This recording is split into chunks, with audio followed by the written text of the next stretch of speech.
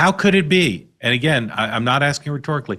Smart people who can execute things like the pager thing, who have a prime minister who literally is as media savvy as anyone who's ever led a country except maybe Trump.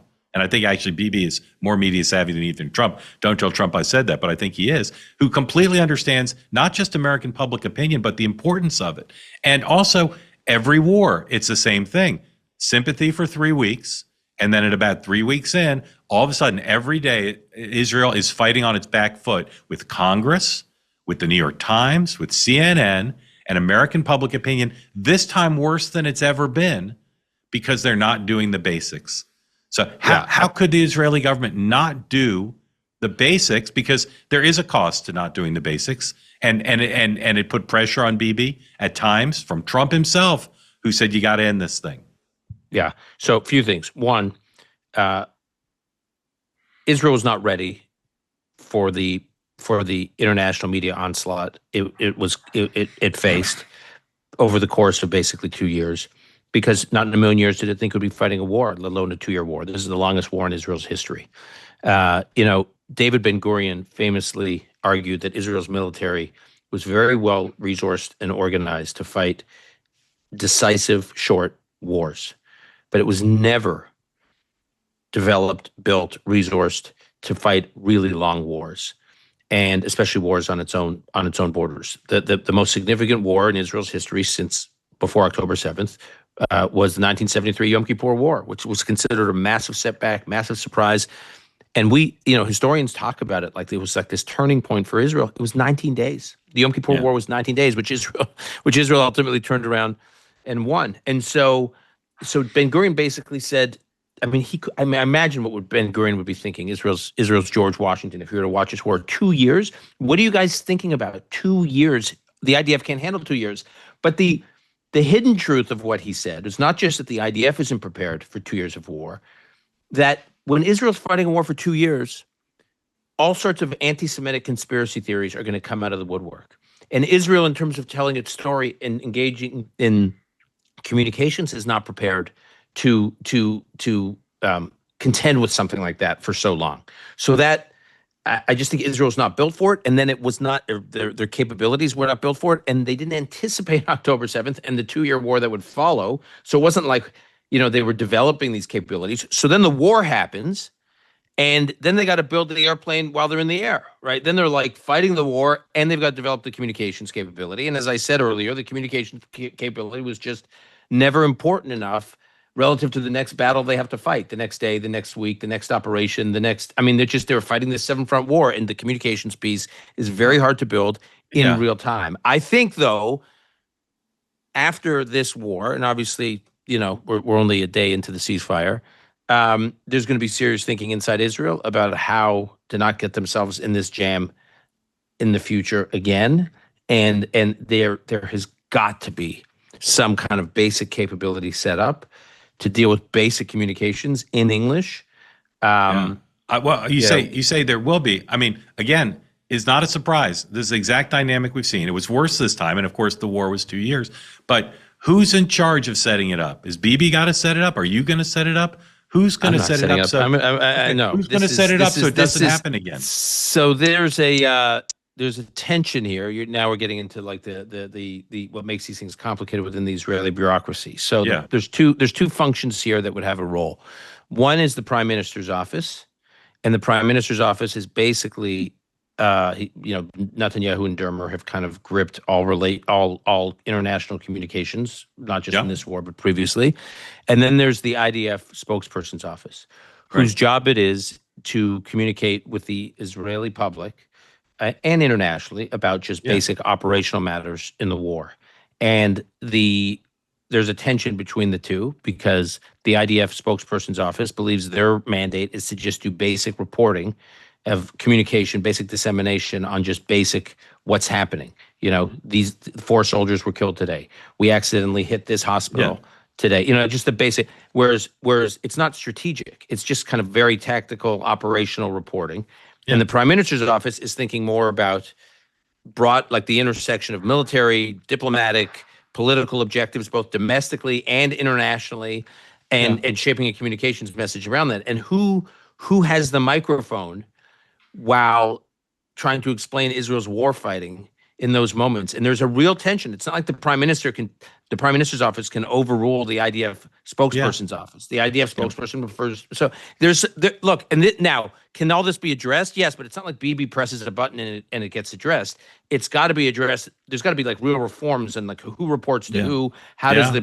the bureaucracy? It's not as simple as someone just, hey, you were doing it this way, do it that way. It's going to require major infrastructure bureaucratic reforms. Yeah. I hope they do it. Let's talk about the left.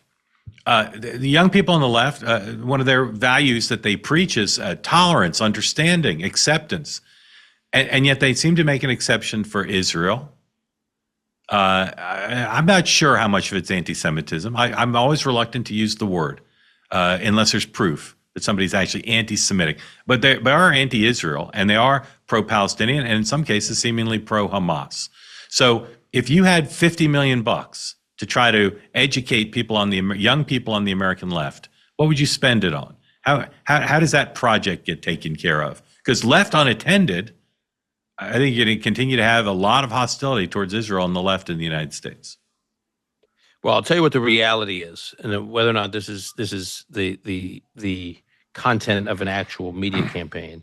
What I try to explain to people on the left is that Israel is the most successful liberal democracy in the world that has lived its democracy and its pluralism in the context of the most extreme pressure of any country in the world, external pressure in terms of war fighting. You can't point to me another democracy in the world that has held to its democratic ideals and protected minority rights, including for the large percentage of Israel's population that is Israeli Arab, that has fought a seven-front war against enemies that are literally not just trying to wipe it off the map, but every single Israeli lives within a few miles, and I'm not exaggerating here, within a few miles of someone that wakes up every day thinking about killing them.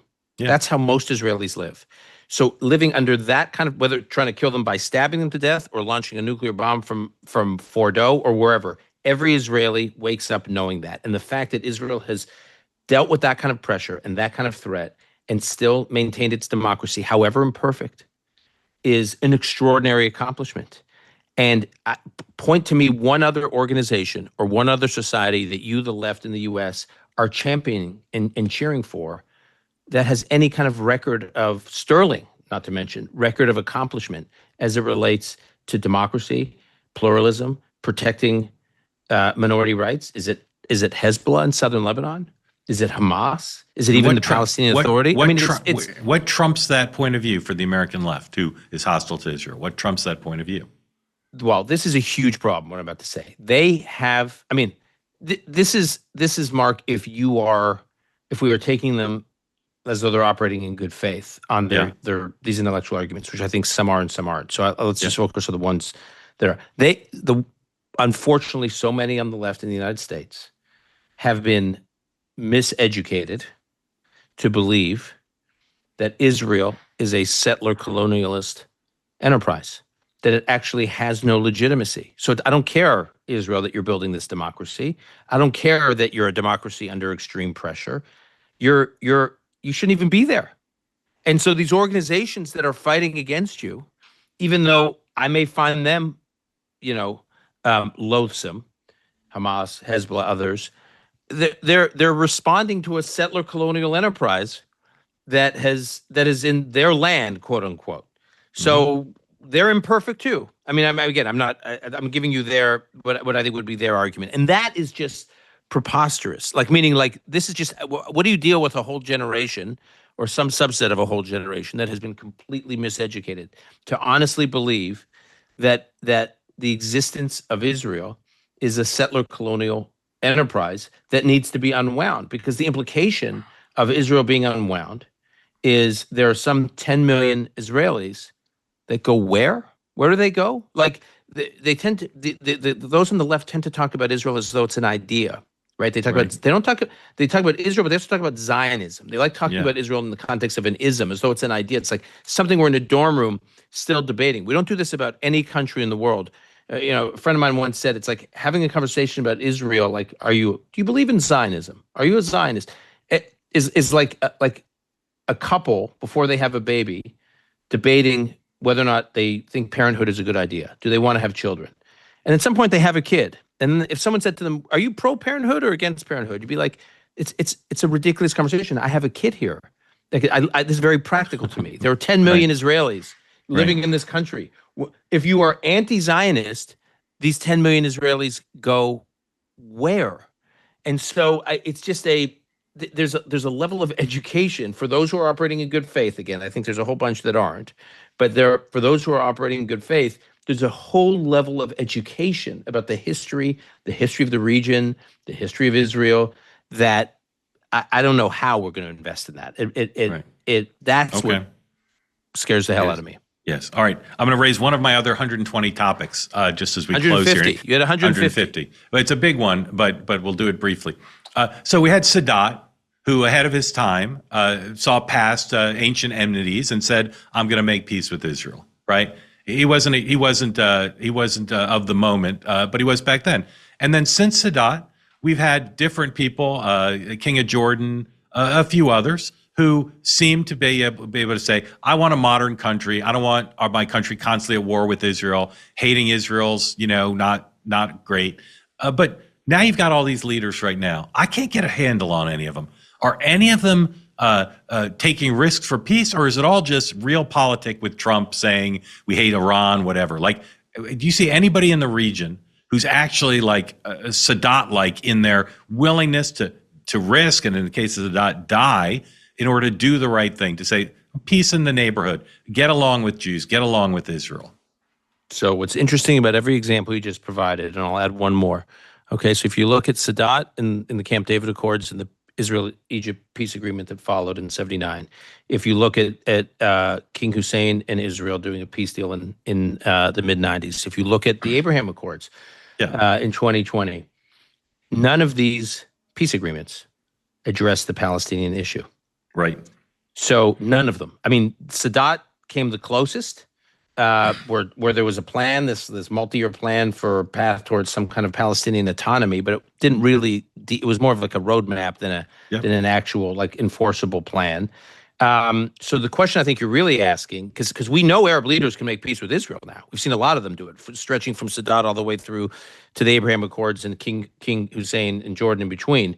And all these agreements have held, by the way, which is kind of amazing, right? When you think about it, with all the tensions, the Abraham Accords, for all the blowback in the region against Israel's conduct during the war, none of the Abraham Accords countries have pulled out. There's still Bahraini and Emirati embassies in Tel Aviv. So I think the real question is, will any of these leaders engage in some kind of normalization in Israel that delivers something meaningful for the Palestinians? And I remain skeptical that they will do that.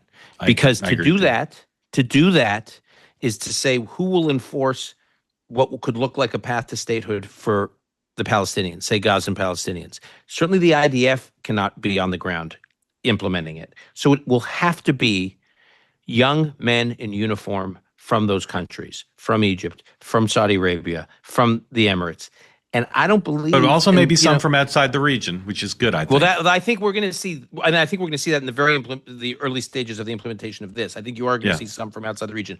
But in the long run, if you want to see a path to a Palestinian state, there are going to have to be Arab forces who can really deal with Hamas in Gaza. And I'm skeptical that any of these governments will want to see their young men getting killed by Hamas in Gaza. So. My hope is that Hamas is defanged, and so they're not going to kill anybody. Not impossible. Who's going to do the defanging? Well, maybe they just defang naturally. Yeah. Well, to me, a real question of the 20-point plan is who's going to disarm Hamas? Yeah. Because Hamas is saying they're not going to be disarmed, and Israel's not going to do it. So who's doing it? Maybe they just won't have a constituency. They'll have to get jobs at the Trump Hotel. Everybody, let me tell you about an organization. It's called the Vapor Technology Association. It's a group started nearly a decade ago to protect the rights of Americans who choose alternatives to smoking. And it's about the small businesses who have made a living with this technology. They support science-based policies and the rights of adults to make healthier choices. Did you know that many family-owned vape shops and manufacturers across the country are now under attack thanks to what are outdated Biden-era regulations that threaten to wipe out an entire industry. The Vapor Technology Association, also known as VTA, says businesses are being destroyed and people are losing their jobs. But the VTA says President Trump has a clear opportunity now to change all this and to protect Americans' right to make their own choices, also to defend small businesses and restore a free and fair marketplace. Head over now to vaportechnology.org to learn more about the group and why they are leading the charge to support American innovation. And if their mission appeals to you, consider becoming a member when you get to the website. Again, that's vaportechnology.org, and tell them you heard about it here on Next Up.